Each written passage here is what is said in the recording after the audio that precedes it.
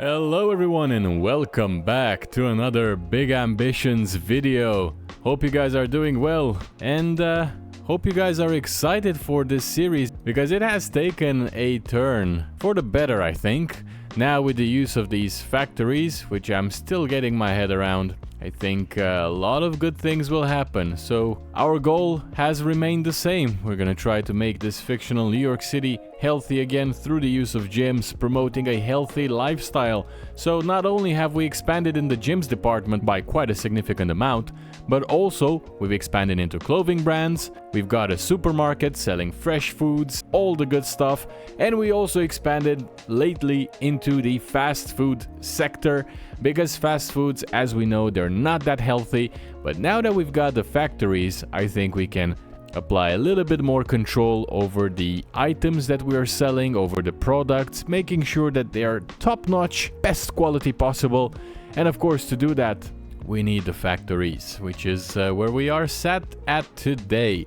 And so far so good, I guess. It has been quite interesting seeing this working, but as you guys remember, I don't know a lot about these things or how they really work. And what I mean by that specifically is I do not know how much production per day this sole factory is gonna do us in terms of burgers, because this is what we're currently producing. So I'm gonna go to bed. Let's go to, not Freak Supply, but Freak Engine, and let's look at our inventory. So currently we made 106 burgers. Now, if you were to ask me, that's pretty poor, and I believe that's been for about 2 or 3 days now running, so it's not that good, it's not that efficient. I mean, maybe efficiency is not an issue here because it's producing as fast as it can do, and it does have a lot of supply here, but I think just by having the one producer for burgers is not enough, and it would make sense if you think about it. Let's have a look at our restaurant here. Which, by the way, just became the best seller amongst our businesses. We've got the fast food now selling at nearly 60k, but the thing that troubles me is that the clothing store keeps on dropping. Now is down to 39,000, and it used to be the best one, around 70, 77. Okay, pricing is not an issue, customer service is not an issue, it's just that it's not that good anymore. Maybe it's because of Huang, probably. Oh, no, he stopped opening businesses, but I mean, he did open a bunch of them. Let's have a look at business types here. Yeah, look at that. 1, 2, 3, 4, 5, 6, 7 clothing stores. They're all in Midtown. So I guess that will do it. But I think the focus now should be on this. So, without further ado, what we're gonna do in today's episode is pretty simple. We've got only one objective, and that is to maximize the efficiency of this particular factory. So rather than, because this is what I thought in the beginning, I would have one machinery doing the burgers, one doing the lettuce and the cheese and whatnot, but that clearly is not enough. So rather than doing a factory that has everything together, I'm gonna specialize this one into making burgers. And then as we progress, we're gonna build and, well, actually rent more factories, and we're gonna specialize those as well into making specific items. So let's just brush up on our knowledge here. So we've got the burgers coming in. This produces ground beef. Then it's connected to a cheese machine, connected to a dough machine. The food assembly puts everything together, and of course the end result is the burgers, right? So it produces 2 burgers per 6 minutes. So in 12 hours, ideally, we should be making around 240 burgers, which is not that good at all for our business. If we look at our fast food restaurant here, let's just look at our inventory. We've sold 4,011 burgers in 7 days. So if we multiply the initial 240 burgers, which is per 12 hours, with 7, that's 1,680 burgers. But it's still way below the 4,000 mark. I would begin firstly by shutting off the Freak Engine factory, because I don't want any people to work at it while I'm doing my stuff. And since it's looking like we've got enough pallet shelves, we got enough storage shelves, if we were to need more of these, we do have enough space to accommodate a few more. I think we can place a row in the middle anyway, yeah, just like that. So that's definitely not an issue, which means that this side here, along with the other one on the other side, are free for us to use as we see fit. So what I'm trying to determine here is the best possible structure or alignment, if you will, for our machinery in order to maximize our efficiency on the floor, so profit per square inch that would be, whilst also making sure that everyone is safe. So I see that we can put this one here, and if we put it like that, we should be able to make this in a smaller form factor, but the problem is this one here.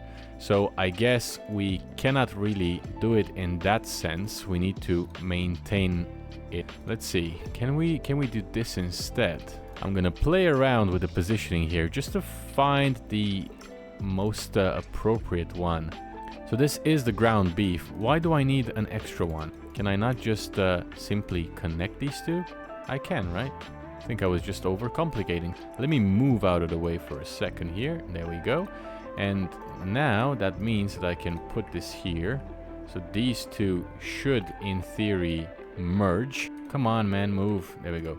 So these should merge. There we go. Perfect. And now this one can sit in this place. Actually, no, this is the end result, or not the end, but the additional. Now these two can sit together. So what do we do about the bottom half? Because this one was also kind of not an issue, but we need to just be careful how we put these things together, because we're taking a lot of space already. So it could go left instead. Maybe we can do something like this with a few more of these conveyor belts. One can sit here, one can sit, and I do have a bunch of them left here in the boxes, because I was preparing for this. I knew this time will come. Splitter. Maybe we can do something with that. That's a bit more clever. Let's have a look here. So the splitter, well, basically splits them. But I don't think we can use it in this scenario, because everything goes into the food assemblies. This one is the burger bun, which... Well, sorry, this one's the ground beef, which makes the burger bun. That doesn't really need to get split. This one is the cheese that gets sliced and gets straight into the food assembly machine. And then from this one we get the dough. So the splitter is not really useful in this case. But, like I said before, our job here is to try and make these things as compact as possible. Okay, so I think that looks a bit better. It takes a lot less space. Not ideal, I know. There we go. In terms of like, and that's the output station, which we have no say in. I mean, sure, I think we could theoretically put it here somewhere, but it doesn't really bother me. Like putting it here basically takes the same, if not more. Yeah, it takes one more extra space. I'd have to draw a conveyor belt line all the way up to here, and then to the right, essentially I'll move it by one extra block, which is not ideal, considering that we're trying to make this as compact as possible. But I think this looks good for now. Let's turn it on and see if people are actually working. Yeah, everybody is sitting at their own machinery, but the machinery stopped. Why is that? Oh, it's because of this. Let's remove this content. But I cannot get there. Okay, so let's do it like this. Remove content. Sell. How many ground beefs are there? There we go. The problem was that there was, because I moved the conveyor belts, there was a ground beef that was uncooked in here. And of course it cannot fully go in because it needs to be cooked first. But I mean, maybe this helps you guys out as well with troubleshooting stuff if you've ever encountered things in your factories while you're building them like I am. But yeah, now this is fixed. It's working correctly. So considering how much space this takes, which is 1, 2, 3, 4, 5, 6, 7, maybe 8 blocks wide, I think we can fit a bunch of them in here, which will maximize our production. So what do we need? Input station, 2 of them actually. The 2 input stations, 3 input stations, my bad. Then 1 automated baking machine, 1 output station, 1 food assembly, 1 conveyor foot grill, and then 1 food cutting machine. All right, that's a lot from my mind to remember. I'm a simple guy. So 3 input stations, baking, grill, cutting, assembly. Come on, I can do this. Where is it? Baking. Come on, I can do this. Assembly, cutting, And then, oh, industrial blending. I don't know what this is. Input stations. I need 3 for 1. So I'm gonna get 9. So that will give me 3 in total. And then output station is just 1, so I can just get the 3 here.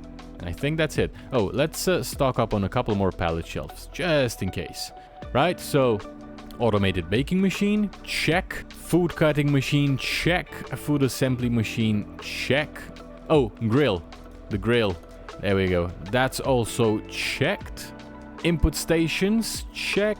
And then output station with the pallet shelves. So that puts us at the 1.2 million almost. I mean, it is what it is at the end of the day, because I told you that we needed to get a lot of money if we ever wanted to even breathe upon a factory. And we've got 3 million right now, which is the most we ever gotten. But look at how much money we need to invest into making just one of the products that we sell. And I don't even know if this is going to be enough. Bear that in mind. I don't know if the amount of stuff that we got here, the machinery, is going to be able to supply the level of demand that we have. And I forgot to add a few more conveyor belts, because let's do 6 more. I think that's just for good measure. So that puts us just above 1.2 million. Let's place the order, because yeah, we kind of have to, right? So I'm gonna go out, just step into my vehicle here, but first let's eat. That's important, right? We don't have that many things. Actually, we do. I forgot to scroll down. Let's do the chicken kebab. Always a good choice. So let's get into our vehicle here, go to bed, wait for the delivery to come in, which is most likely gonna be in the next day. I've completely forgotten what I've selected. And 10 o'clock, there we go. 173,000, we're not doing too badly, if I do say so myself. Let's have a look at our businesses. Yeah, the fast food is still up there. Clothing store, I think, improved by 3,000, so not that much. But what I'm hoping is that the production costs are going to be greatly reduced for the fast food restaurant. That's what I'm aiming for here, because we do buy the raw materials, which, if you remember, they're a lot cheaper. So let's have a look here. So looking at this, we got 10,000 cheese for 11 cents each. Dough is 19 cents, lettuce is 10 cents. So I mean, it's very, very cheap. Okay, let's start the build now. We're gonna begin with an input station, because this is what we have on this side, and it's gonna be a lot easier if we just kind of like use this side as the guide. So I think this can be sat here, maybe further down, but I got this stupid splitter in the way. Oh, look at that. If I put it here, where is the guy gonna sit? Okay, I'm just gonna do it like that. Then we've got the conveyor grill, if I'm not mistaken. Yeah, it goes into the grill the other way around. Thank you very much. Then into the food assembly machine.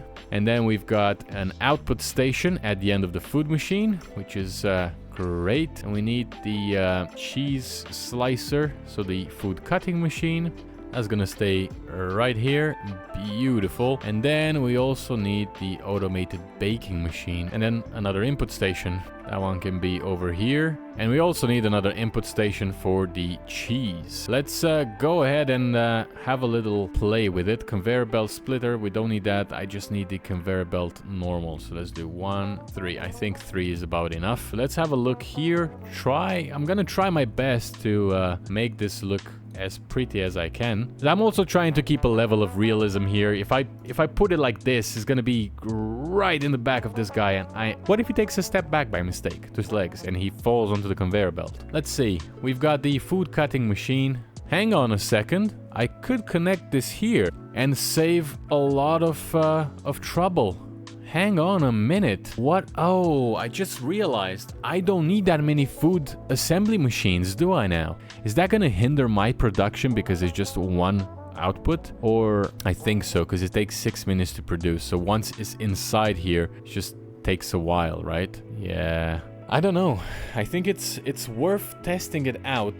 But the fact that I can combine these two into the one place should, in theory, make our lives better. Before I start testing it here, let me do the test right here. Does that hinder it? I think it does, doesn't it? It doesn't even work at the end of the day, so I'm just talking nonsense. Look at that. It just stopped. But is the splitter helping us in that scenario? If I take the splitter here, but no, because it's just the one output. It's not gonna do any good stuff, right? Still gonna try it out. If I put this here, something, yes, no, maybe so, not really. Well, we live and we learn, okay? That's what this is all about. Just live and we learn. Now it's back to a working state. So I have to go about that way, fortunately. We cannot really save that much space. Maybe you can, and I'm just being a bit dumb about things, but at the same time I don't want to hinder the production, so that's kind of how it has to go, which kind of makes sense because this food assembly machine for burgers, it does need burger buns, cheese and cooked patties, and this one here intakes the burger bun. Where I think we can improve things is on these sides where we have 2 intakes, but I don't have space for these 2 to be sat at the same location. Well, in the end, I think this is still one of the best methods of putting together the pathways for making a burger, because I've tried a variety of combinations here, but unfortunately these machines have different widths, and along with the widths they have these like signs, which is caution, or this one has a crate here, and it's just making everything more, well, wider than they actually are. Like this one should in theory be just 2 blocks in terms of like length and 1 block in width, but it's actually 2 blocks in width because of this, and I wanted to fit 2 of them into the same assembly point. But to do that I would have to make some adjustments to other bits, because like these 2 signs are one next to the other, but if I flip this one the other way, then my input and output changes. So on the one hand I accommodate the space needed in a way, but I'm messing up everything else. So I think this is the best way that we can take advantage of the location and the space that we have available for us. And one change that I did was to the automated baking machine, whereas here we had to go kind of to the right. Here I had enough space to go to the left. And that's about it for this one. Let's carry on, and actually let's assign more factory workers, because we do need a lot of people to come in here. Let's go to Freak Engine, schedule, and yeah, at the moment we've got 4.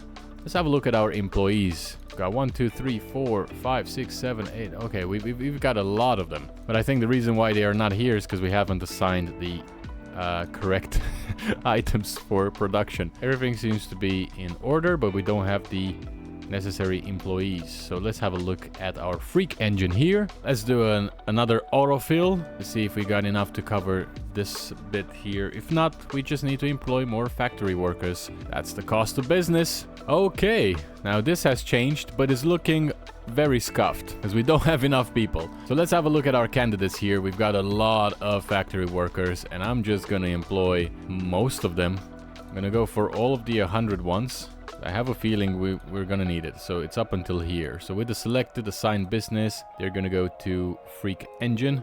Thank you very much. And now I need to reselect them. Pain in the butt. Devs, fix this, please. Look how many steps I need to take to finish just one simple task. This should be very easy instead. So let's hire the candidates. Perfect. Let's go to our HR manager, which I think, yeah, we're gonna need another HR manager. So it is what it is. And we go to Freak Engine, to the scheduler, and we do it again. And this time around, I think we have a lot more people than we actually need, but that's gonna change because we haven't finished building up all the other machinery. Okay, good. Now we've got people working on this station as well. So while they are busy with those things, let's grab a hold of our machinery here. Okay, so I think I've got everything. Now let's put them all together, make them nice and pretty.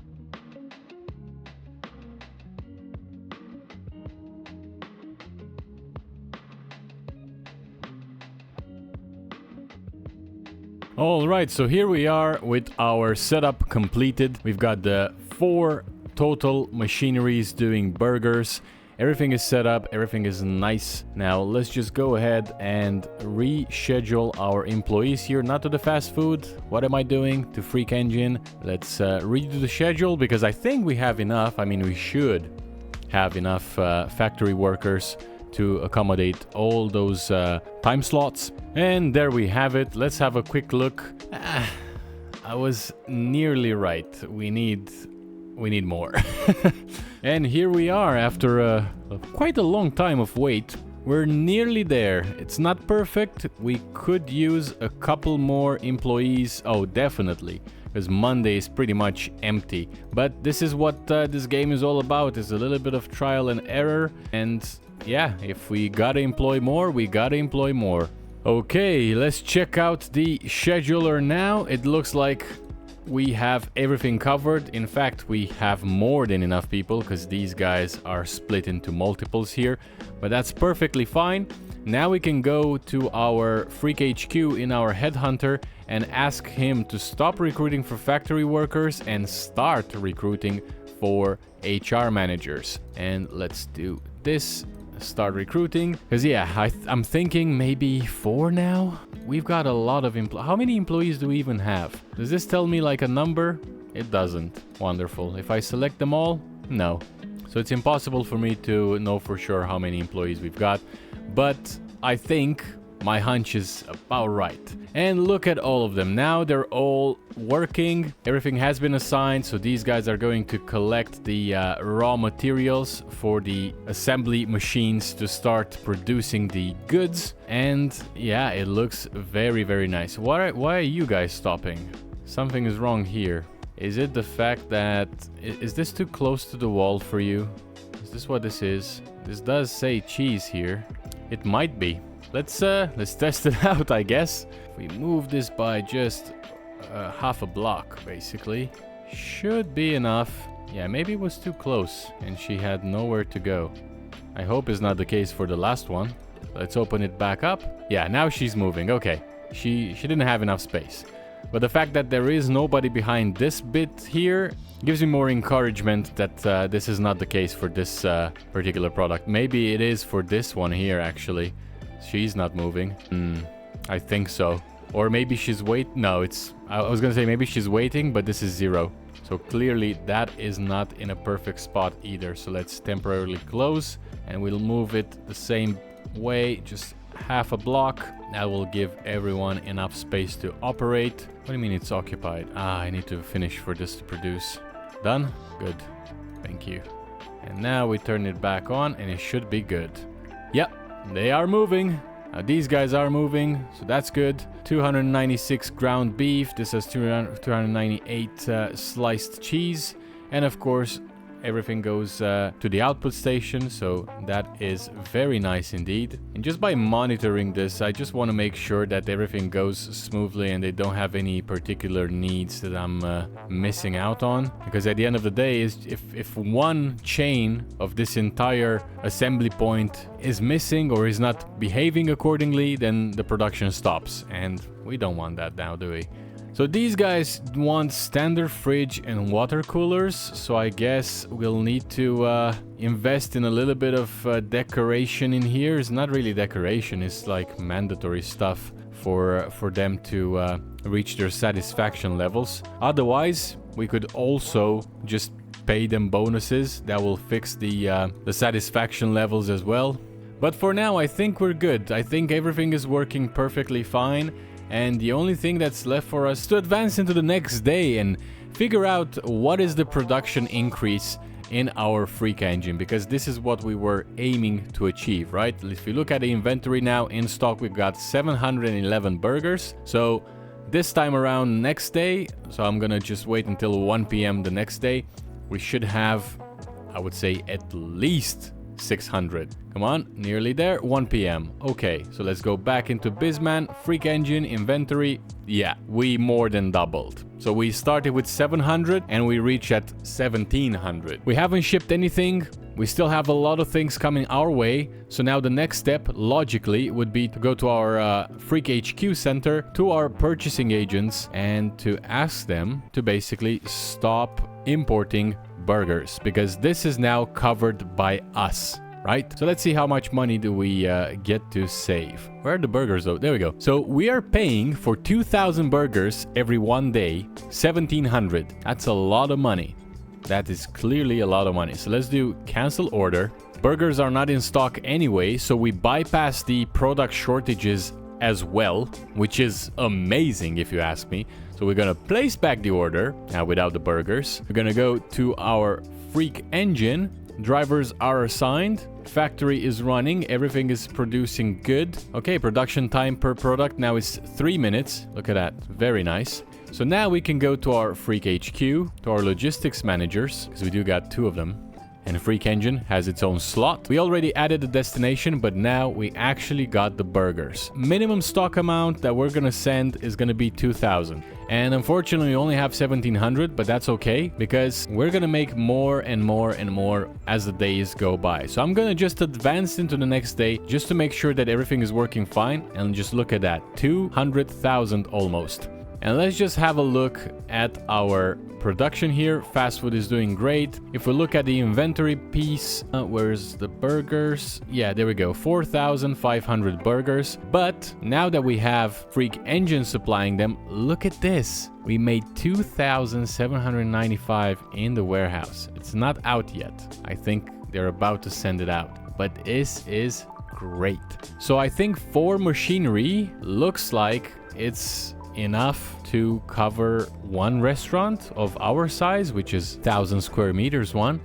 We just need to replicate the same for the rest of the factories and we'll be golden. The problem is we've got a lot of products that we sell. Okay, let's do some quick maths. When we were looking at our purchasing agents here and we were checking the burgers, we saw that we were paying, so for 2,000, it's 195 per burger, right?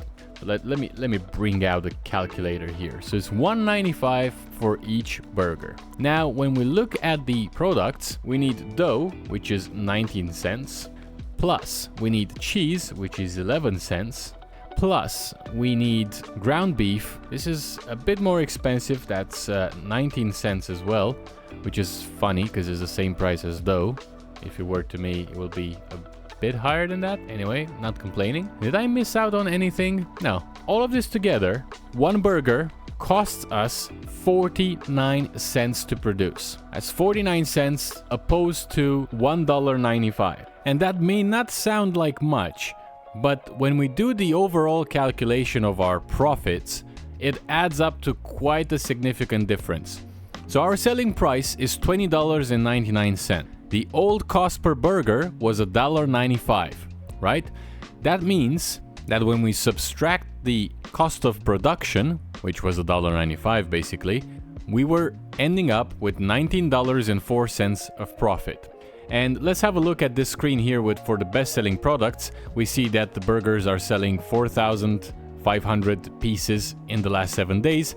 For simplicity purposes, let's round it down to 4,000.